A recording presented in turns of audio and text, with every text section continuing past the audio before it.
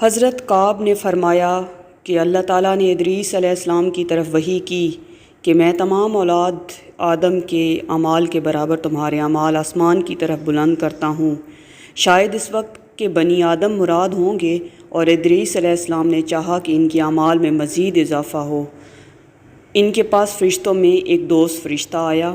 انہوں نے اس سے کہا کہ اللہ تعالیٰ نے فلاں فلاں بات میری طرف وحی کی ہے، آپ ملک الموت سے میرے متعلق بات کر لیں تاکہ میری زندگی کے متعلق معلوم ہو اور میں مزید نیکیاں کر سکوں۔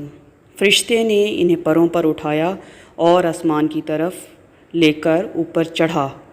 چوتھے آسمان تک پہنچے تو وہاں موت کے فرشتے سے ملاقات ہوئی۔ وہ نیچے آ رہا تھا۔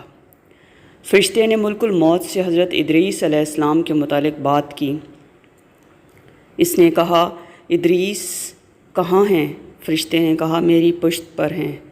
ملک الموت نے کہا، تعجب ہے، مجھے اس لیے بھیجا گیا تھا کہ میں چوتھے آسمان پر ادریس کی روح قبض کروں، اور میں سوچ رہا تھا کہ میں ان کی روح چوتھے آسمان پر کیسے قبض کروں گا، وہ تو زمین پر ہیں۔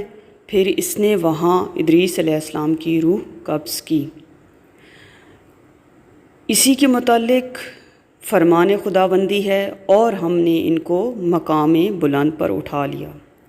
اسی طرح ابن ابی حاتم نے اس آیت کی تفسیر میں مذکورہ حدیث بیان کی، مگر اس میں یہ ہے کہ ادریس علیہ السلام نے فرشتے سے کہا کہ ملک الموت سے پوچھو کہ میری عمر کتنی باقی ہے۔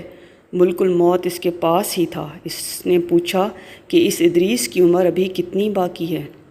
ملک الموت نے کہا، میں دیکھ کر ہی بتا سکتا ہوں۔ پھر اس نے دیکھ کر کہا کہ تو نے ایسے شخص کے متعلق پوچھا جس کی عمر آنکھ چھپکنے کے برابر باقی ہے۔ فرشتے نے اپنے پر کے نیچے ادریس علیہ السلام کو دیکھا اور ان کی روح قبض ہو چکی تھی اور اس کو کچھ علم ہی نہ تھا۔ یہ تھا حضرت ادریس علیہ السلام کی روح قبض کرنے کا واقعہ۔ امید ہے آپ کو بہت پسند آیا ہوگا۔ میرے چینل کو سبسکرائب کیا کریں اور ویڈیو کو لائک کیا کریں۔ Thank you so much. Take care. اللہ حافظ۔